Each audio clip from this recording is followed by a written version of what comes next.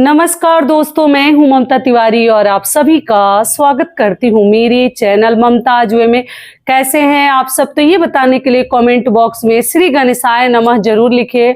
तो चलिए दोस्तों, आज हम इस वीडियो में जानेंगे गणेश चौथ, माघ चौथ, माघी चौथ, तिल चौथ, संकष्टी चौथ, तिलकुट्टा चौथ, मतलब बहुत सारे नाम से अलग अलग राज्यों में अलग अलग नामों से जाना जाता है। हर राज्य के लोग अपने अपने नाम से बुलाते हैं, जानते हैं।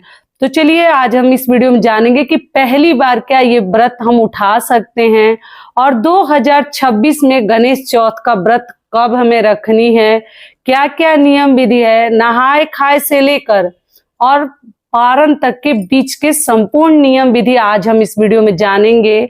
चतुर्थी तिथि कब से प्रारंभ हो रही है, कब समाप्त हो रही है, चंद्रोदय का समय क्या है, सब कुछ डिटेल में बताऊंगी। ध्यान पूर्वक आप लोग सभी बातें समझ लीजिएगा। तो चलिए वीडियो को शुरू करते हैं। इससे पहले दोस्तों, अगर आपको मेरा वीडियो पसंद आता है तो प्लीज आप मेरे चैनल को सब्सक्राइब कर दीजिएगा, बेल आइकन को प्रेस कर दीजिएगा, जिससे कि मेरे वीडियो के नए नोटिफिकेशन आप सभी के पास सबसे पहले पहुंचे। तो चलिए शुरू करते हैं और सभी महत्वपूर्ण बातें तिल चौथ से संबंधित जान लेते हैं। तो सबसे पहले दोस्तों, आप लोगों का ये प्रश्न भी है कि दीदी क्या पहली बार ये व्रत इस साल उठा सकते हैं? इस साल अधिक मास तो नहीं है, पुरुषोत्तम मास तो नहीं है। तो आपको बता दूं, आप लोग इस साल पहली बार ये व्रत उठा सकते हैं। मार्च से पहले जो भी व्रत पड़ेगा आप लोग उठा सकते हैं। तो जो लोग भी इच्छुक है, माघ चौथ का व्रत संतान के लिए किया जाता है। संतान के दीर्घायु के लिए हर माताएं ये व्रत रखती हैं। तो जिनको भी संतान होने के बाद ये व्रत तुरंत उठा लिया जाता है। जो लोग भी इच्छुक उठाना चाहते हैं इस साल उठा सकते हैं।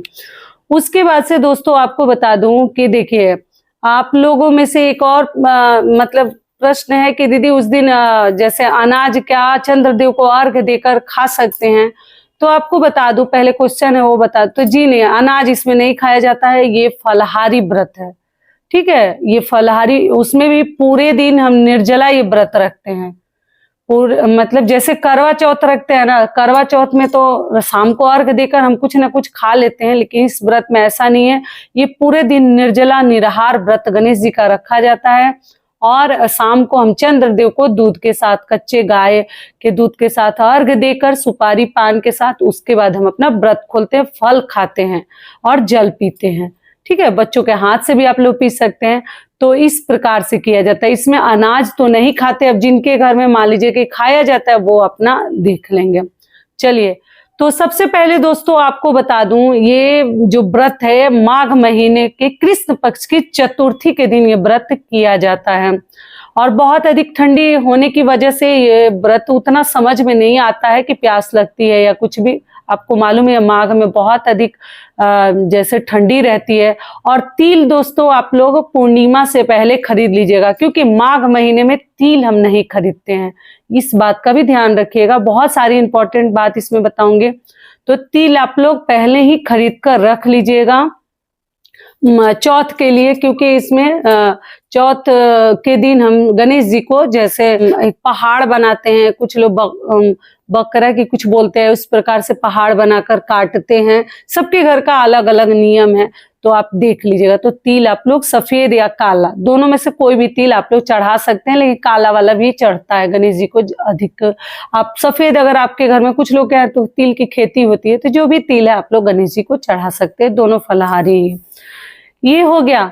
चलिए, तो 6 जनवरी को ये व्रत कब पड़ा है? 6 जनवरी दिन पड़ा है मंगलवार। मंगलवार के दिन ये व्रत इस साल 2026 में रखा जाएगा, ठीक है।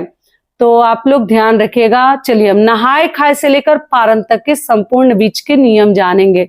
तो ये व्रत बच्चों के लिए किया जाता है, संतान के लिए पहले ही आपको बता दिए। और दोस्तों एक दिन पहले नहाए खाए, इसमें नहाए खाए का बहुत अधिक नियम है। साग रोटी खाया जाता है।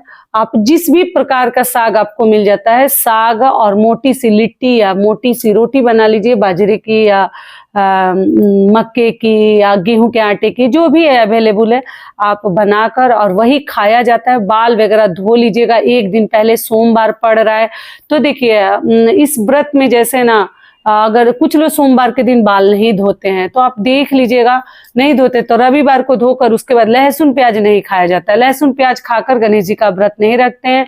और व्रत से एक दिन पहले सोमवार के दिन बाल धोकर, जो लोग मान लीजिए सोमवार को धोते हैं उनके लिए बता दूं, सोमवार को ही हम लोग धोएंगे, क्या करेंगे मजबूरी में। और उसके बाद से हम शुद्ध सात्विक भोजन, बिना लहसुन प्याज का भोजन सुबह में भी करते हैं और शाम को लिट्टी बनाते हैं, साग बनाते हैं और वही खाते हैं। और गणेश जी के लिए भी 1 गिलास पानी के साथ ढक दिया जाता है। बाल वगैरह धोकर ही ये व्रत रखा जाता है, इस बात का ध्यान रखिएगा। व्रत के दिन बाल नहीं धोते हैं। कुछ लोग बोलते हैं कि नहीं व्रत के दिन ही बाल धोना चाहिए, तो हमारे में तो ऐसा नहीं, हम लोग व्रत के दिन कभी बाल नहीं धोते हैं। उसके बाद से दोस्तों भोर में उठकर आप लोग अगर पानी वगैरह पीना है तो पी लीजिए, लेकिन इस व्रत में उतना समझ में नहीं आता, ठंडा मौसम रहता है तो लोग रह जाते हैं। और फिर अगले दिन हम व्रत रखेंगे और व्रत के दिन सुबह सवेरे उठकर और आप लोग गर्म पानी से स्नान ध्यान करके या जो भी आपके घर में सुविधा है करके भगवान की पूजा पाठ हमें नॉर्मल विधि से कर लेनी है, जैसे प्रतिदिन हम अपने मंदिर में पूजा करते हैं, ठीक है। और उसके बाद से सूर्य देव को आप लोग जल चढ़ा लीजिएगा। और पूरे दिन बच्चों को उस दिन डांटनी मारनी नहीं चाहिए, क्योंकि बच्चों का ही दिन है, इस बात का ध्यान रखिएगा। और शाम को दोस्तों फिर से आप चाहे तो स्नान भी कर सकते हैं गर्म पानी से, आप चाहे तो हाथ पैर धोकर स्वेटर वगैरह, एक चादर वगैरह हमें धोकर रख लेनी चाहिए, ठीक है। व्रत के दिन साफ सुथरा शॉल स्वेटर हमें पहननी है, धुली हुई साड़ी पहनी है। पहले बार का भी यही नियम है और जो लोग करते आ रहे हैं उनके लिए भी यही नियम है, कोई अलग नियम नहीं है। आप लोग ये पूछने लगते हैं तो साफ स्वच्छ पहन करके वो ठंडी रहेगी। और हाथ पैर धोकर हम गणेश जी की फिर से विधि विधान से शाम को आप लोग पूजा कीजिएगा। आगे वीडियो डालूंगी, पूजा का सुमुहूर्त वगैरह सब बताऊंगी। और हम गणेश जी को स्थापित करके वहीं पर शकरकंद, गाजर, तिल के लड्डू, तिल का पहाड़ और भी फल फ्रूट 5 प्रकार के रख के हम पूजा पाठ करते हैं।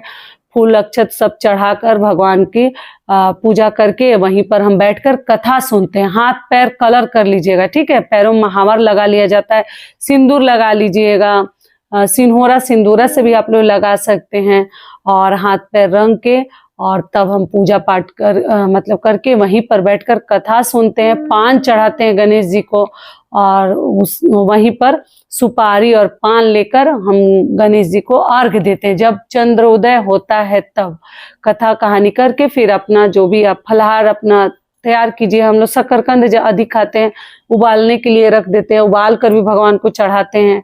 और अब जो भी काम है कीजिए। और तब उठकर जब देखिए चंद्रोदय होता है, तब चंद्रोदय ऐसे 9 बजे के बाद ही होता है दोस्तों, लेकिन फिर भी अपने राज्य में आपको देख लेनी चाहिए, कभी भी जल्दीबाजी ना करें। अगर दिखते हैं चंद्रदेव तो अच्छी बात है, नहीं दिखते हैं तो भी आप लोग 9:15 9:30 के बाद ही अर्घ दीजिएगा, 9 बजे के बाद दीजिएगा, 9:15 तक जरूर मतलब यानी 9:15 तक इंतजार करके ही अर्घ दीजिएगा। कभी कभी ठंडी की वजह से दिखते नहीं है। ये क्लियर हो गया। और दोस्तों आप सभी से एक छोटी सी रिक्वेस्ट है, अगर वीडियो पसंद आता है तो चैनल को पक्का सब्सक्राइब कर दीजिएगा और वीडियो को लाइक कर दीजिएगा, क्योंकि आपकी एक छोटी सी लाइक से हमें बहुत अधिक हिम्मत तथा प्रेरणा मिलती है। तो जरूर कीजिएगा, बिल्कुल मत भूलिएगा, ठीक है।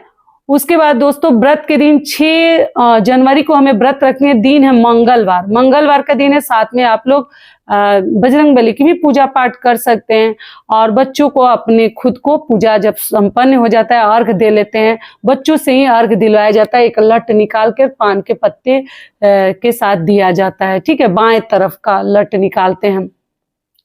और उसके बाद से हम परिक्रमा करते हैं, बच्चों से अपना पैर आप स्पर्श करवाकर उनको आशीर्वाद दीजिए। बच्चों को भी गणेश जी को प्रणाम करवाइए, टीका लगाइए, चंदन लगाइए। इस प्रकार से हमारा व्रत के दिन संपन्न सभी कार्य होते हैं। और चंद्रदेव को अर्घ देने के बाद आप लोग फलहार में जो चाहे, चाय, दूध, शकरकंद, गाजर का हलवा या कोई फल फ्रूट, केला, दूध, साबूदाने का खीर और मखाने का खीर, ड्राई फ्रूट, जो चाहे आप लोग शाम को खा सकते हैं। अर्घ देने के बाद पानी पी सकते हैं, अपना व्रत खोल सकते हैं, लेकिन नमक वाली चीजें आपको नहीं खानी है। ऐसा नहीं कि फलाहारी में सेंधा नमक डाल के ये बना लिए वो बना लिए, नहीं, नमक इसमें नहीं खाते हैं। आगे अगर आपको कोई परेशानी है, प्रॉब्लम है, तब आप लोग सेंधा नमक खाइए या देख लीजिएगा, एक दिन ना खाए तो ज्यादा मतलब अच्छा है। लेकिन कुछ लोगों को बीपी का प्रॉब्लम है, लो हो जाता है, तो आप अपना थोड़ा देख लीजिएगा, ठीक है। जैसे हो रहा है वैसे कीजिएगा, क्या करेंगे। तो इस प्रकार से हमारा गणेश चौथ का जो व्रत है संपन्न होता है। और जो हम रात में भोजन ढक के रखते हैं दोस्तों, ये भूल गई आपको बताना, या तो देखिए बच्चों को वो दिया जाता है उठंगन, मतलब वो बोला जो गणेश जी का प्रसाद रूप में रहता है, साग रोटी, अगर खाते हैं तो दीजिए, नहीं खाते तो आप गाय को भी दे सकते हैं या पक्षियों को भी दे सकते हैं। तो आशा करती हूँ गणेश चौथ, तिल चौथ से संबंधित सभी बातें आपको समझ में आ गई होगी। और बच्चों को भी प्रसाद वगैरह, घर परिवार के लोगों को भी तुरंत वो प्रसाद हम उठा लेते हैं, पूजा पाठ होने के बाद उठा सकते हैं। इसमें दिवाली के जैसा हम छोड़ते नहीं है, प्रसाद आप लोग उठाकर ग्रहण कर सकते हैं और तब जाकर आप लोग सो सकती हैं। वहां दिया, अखंड दीपक एक जलाकर पूरी रात रख दीजिएगा, क्योंकि हम चौकी पर ना गणेश जी को वहां पर विराजमान करके पूजा पाठ करते हैं, तो फिर अंधेरा में भगवान को हम कैसे छोड़ेंगे। तो एक अखंड दिया आप लोग वहां पर प्रज्वलित करके रख दीजिएगा, पूरी रात वहीं रहेगा। और अगले दिन हम फिर चौकी को विसर्जन करेंगे, बुधवार का दिन रहेगा, बाकी सब चीजें हटाएंगे और भगवान को उनके सही स्थान पर रख देंगे। तो आशा करती हूँ सभी बातें अभी आपके समझ में आ गई है। अब चलिए आगे जान लेते हैं चतुर्थी तिथि कब से प्रारंभ हो रही है, कब समाप्त हो रही है, चंद्रोदय का समय क्या है। तो आपको बता दूं चतुर्थी तिथि प्रारंभ हो रही है 6 जनवरी दिन मंगलवार को सुबह 8:02 से, और चतुर्थी तिथि समाप्त हो रही है 7 जनवरी दिन बुधवार को सुबह 6:53 तक है। ऐसे में हम 6 जनवरी दिन मंगलवार को गणेश चौथ, माघ चौथ का व्रत रखेंगे। चंद्रोदय का समय आपको बता दूं शाम को 9:05 पर है, ठीक है। सभी बातें समझ में आ गई। तो आशा करती हूँ ये वीडियो आप लोगों के लिए बहुत अधिक लाभकारी होगा। फिर मिलती हूँ एक नए वीडियो में, तब तक के लिए नमस्कार। स्वस्थ रहिए, सुरक्षित रहिए और जहां कहीं भी रहिए खूब खुश रहिए। धन्यवाद।